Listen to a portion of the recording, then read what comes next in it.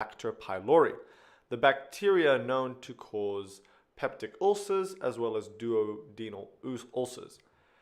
Helicobacter pylori is a gram-negative rod bacteria. Here I'm drawing sort of simplified structure of the bacteria. H. pylori have flagella, which help in motility, in moving around. It also has DNA, which is circular within it. Some important virulent factors that Helicobacter pylori possesses include lipopolysaccharides, which help in adhering to cells. Another important virulent factor H. pylori have is an enzyme on the surface known as urease. Now, urease is very important in Helicobacter pylori survival. What urease does is that it converts urea and water to carbon dioxide and ammonia. And this is important, and we'll soon see why. But essentially, ammonia, which is NH3, is quite basic, so it's alkaline. And then H. pylori can also secrete some exotoxins, such as VAC-A and CAG-A. VAC-A essentially causes apoptosis of cells, and then CAG-A is responsible for disrupting the cellular integrity and structure, and also promotes inflammation. If that doesn't all make sense, don't worry, hopefully we'll be able to understand it after going through this video. So H. pylori is a common cause of peptic ulcers and duodenal ulcers. Let's just have a look at the anatomy of the stomach briefly and the GIT. So here we have the stomach, and here we have the duodenum, which is the first part of the small intestine. The pylori sphincter here essentially is a barrier between the stomach and duodenum. Anyway, the stomach has a few parts to it.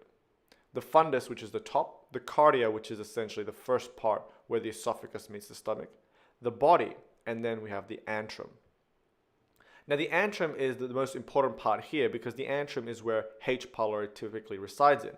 And actually, 50% of people have H. pylori living inside them as commensals, you can say, commensal bacteria. So zooming into the antrum, the stomach, we can see that the stomach cells are composed of columnar epithelial cells. And the columnar epithelial cells, they have between them junctions known as tight junctions. Above these columnar epithelial cells, we have a layer of mucus, which are produced by the goblet cells. And mucus is very important because it acts as a barrier from the hydrochloric acid, a layer on top. And the hydrochloric acid is important in the digestion of food. The hydrochloric acid is produced by cells known as parietal cells. And of course, above this acidic layer, we have the lumen of the stomach. Residing within the lumen of the stomach, or just on top around here, we have the bacteria H. pylori. And they could be here either through an infection, or they could just be there normally, because as I mentioned, about 50% of people have H. pylori within their stomach. So just drawing this up, we can see that the pH decreases from the mucus layer up the top. So the acid layer, the hydrochloric acid layer, is the most acidic. So H. pylori, how does it survive in this acidic environment? You see in the stomach, you find the chemical urea. And H. pylori can convert urea to carbon dioxide and ammonia. H. pylori can do this because it has the enzyme urease, and urease converts urea and water to carbon dioxide and ammonia. And ammonia is sort of alkaline, so it sort of neutralizes the acidity there, and therefore the H. pylori is able to move down towards the cells of the stomach. And it can move down with the help of its flagella, which helps in motility. So two things it's doing. It is using its enzyme urease to make ammonia, which neutralizes the acidity, and the H. pylori is using the flagella to help it in moving down towards the stomach cells.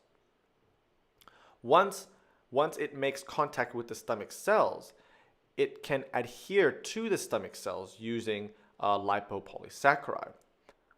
And once H. pylori adheres to the stomach cells, it can secrete these dangerous exotoxins such as ChAg-A and VAC-A. And as I mentioned, ChAg-A disrupts cell integrity and essentially breaks down these tight junctions between the stomach cells. At the same time, ChAg-A stimulates the production of certain cytokines within these cells. Cytokines such as interleukin 8. So what does interleukin 8 do? Well, interleukin 8 is sort of like a chemokine which attracts neutrophils into the area. And neutrophils are highly inflammatory and can damage essentially the stomach tissue. So interleukin 8 promotes inflammation. Now we have VAC-A. VAC-A essentially induces or causes apoptosis of the stomach cells. So the combination of ChAg-A and VAC-A causes essentially just the breakage of the stomach cells. And this essentially allows the hydrochloric acid layer and mucus layer on top to basically come in. And as the hydrochloric acid layer comes in, it will really damage and eat up the surrounding tissue. And this is how the ulcer is formed. It should be pointed out that the H. pylori infection in the stomach, which will promote inflammation, will actually result in a lot more hydrochloric acid being produced by the parietal cells. And this is because inflammation essentially promotes hydrochloric acid secretion in the stomach due to histamine, for example. And with so much hydrochloric acid being produced by the stomach, the hydrochloric acid can actually enter the duodenum, which is normally basic. And so this H. pylori infection can result in a duodenal ulcer as well. I hope this makes sense. So I hope that made sense. Now, to diagnose a H. pylori ulcer, we use a urea breath test. A urea breath test is essentially when a urea chemical is tagged. The carbon of the urea chemical is tagged. And then the person eats the urea. And then so the urea sample will go down to the stomach where maybe the H. pylori is. If the H. pylori is there, the urea with water will be converted to carbon dioxide and ammonia. And then this carbon dioxide will actually have that chemical tagged on the carbon. The carbon dioxide will then leave the stomach to the bloodstream. The carbon dioxide will travel up to the heart, and then the heart will pump the blood with this chemically tagged carbon dioxide to the lungs, and then the carbon dioxide will be exhaled out. And so the presence of a chemically tagged carbon dioxide will indicate that it is a H. pylori infection. Other ways to diagnose a H. pylori infection include a stool sample test. Now, to treat H. pylori infections, you usually use proton pump inhibitors to sort of prevent hypersecretion of hydrochloric acid. And you also use antibiotics to target the Helicobacter pylori. Anyway, I hope you enjoyed this video.